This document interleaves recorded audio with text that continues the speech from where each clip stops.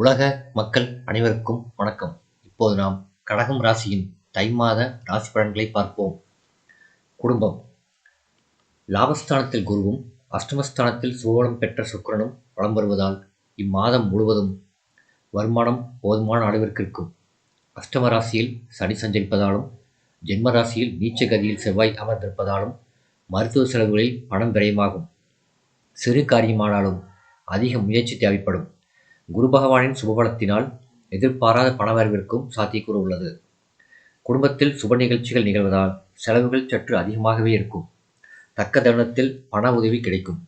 கர்ப்பிணி பெண்களுக்கு சுகப்பிரசவம் ஏற்படும். வெளியூர் பயணங்களினால் நன்மைகள் ஏற்படும். உத்தியோகம். அஷ்டமஸ்தானத்தில் சனி பகவான் அமர்ந்திருக்கும் தோஷத்தை சுக்கிரன் குறைத்து விடுகிறார். சக ஊழியர்களின் விரோத மனப்பான்மை சற்று குறையும். மேலதிகாரிகளின் கண்டிப்பிலும் நல்ல மாறுதலை இம்மாதம் காண முடியும். இருப்பினும் வேலை சுமையும் பொறுப்புகளும் சக்திக்கு மீறியே இருக்கும். சிலருக்கு இடமாற்றம் அல்லது இலாக்கா மாற்றம் ஏற்படக்கூடும். வெளிநாடுகளில் வேலை பார்த்து வரும் கடகராசி அன்பர்களுக்கு குடும்பத்தை பற்றிய கவலை அதிகரிக்கும். புதிய வேலைக்கு முயற்சிக்கும் அன்பர்களுக்கு இழுபறி நிலை நீடிக்கும். உடல் உபாதைகளினால் அடிக்கடி விடுப்பில் செல்ல நேரிடும். தொழில் வியாபாரம். ஜென்மராசியில் செவ்வாயும் பாக்கியஸ்தானத்தில் ராகுவும் சஞ்சரிப்பதால் போட்டிகளும் பொறாமைகளும் கடுமையாக இருக்கும். குரு சுக்கிரன் சுபபலம் பெற்று ஆதரவாக நிற்பதால் நிதி நிறுவனங்களின் ஆதரவும் உதவியும் தக்க தருணத்தில் கிடைக்கும். விற்பனையும் லாபமும் திருப்திகரமாக இருக்கும்.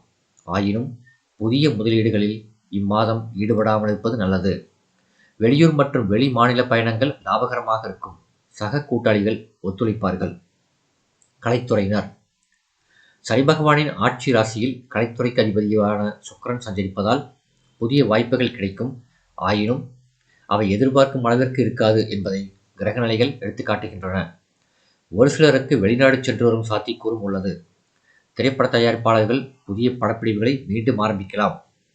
லாபஸ்தானத்தில் வக்கரகதியில் அமர்ந்துள்ள குரு பகவான் பாகியஸ்தானத்தை தனது சுபப்பார்வையினால் பலப்படுத்துவதால் புதிய முயற்சிகள் லாபகரமாக இருக்கும்.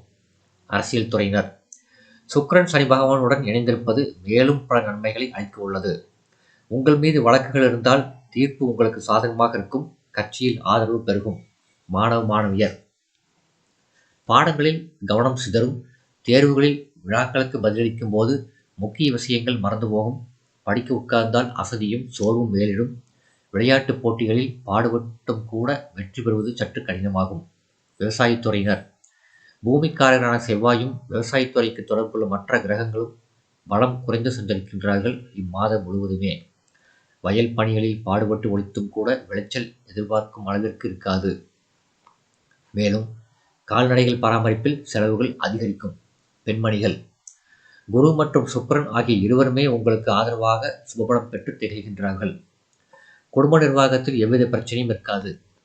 கணவன் மனைவியரிடையே அந்யோன்யம் நிலவுவது மனதிற்கு நிறைவை தரும். திருமணமான பெண்மணிகள் கருத்தரிப்பதற்கு கிரகநிலைகள் ஆதரவாக உள்ளன. ஏற்கனவே கருத்தரித்துள்ள கடகராசி பெண்மணிகளுக்கு சுகப்பிரசவம் ஏற்படும். வேலைக்கு முயற்சிக்கும் பெண்களுக்கு நல்ல வேலை கிடைக்கும். பரிகாரம். சனி மற்றும் செவ்வாய்க்கிழமைகளில் அருகிலுள்ள திருக்கோயிலுக்கு சென்று தீபமேற்றுவது சிறந்த நன்மை அளிக்கும். சந்திராஷ்டம தினங்கள் தை 17 இரவு முதல் 19 பின்னிரவு வரை. இந்த வீடியோ உங்களுக்கு பிடிச்சிருந்தா லைக் பண்ணுங்கள், ஷேர் பண்ணுங்கள், சப்ஸ்கிரைப் பண்ணுங்கள். நன்றி.